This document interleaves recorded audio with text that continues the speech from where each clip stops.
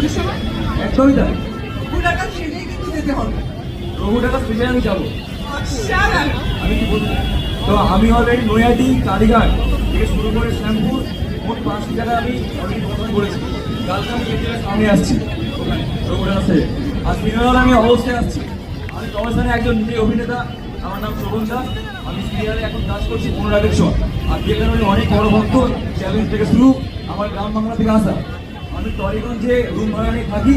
আর আমি দেবদার অনেক বড় ভক্ত, দেবদাকে দেখে আমার নিজস্ব আসা।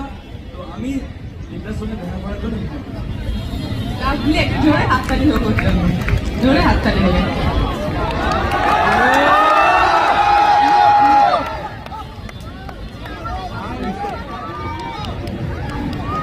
তুমি একটা কাজ করো, 20 তারিখে তুমি আমার ভিভিআইপি গেস্ট পেলে লঞ্চ। থ্যাংক ইউ ভাই, থ্যাংক ইউ।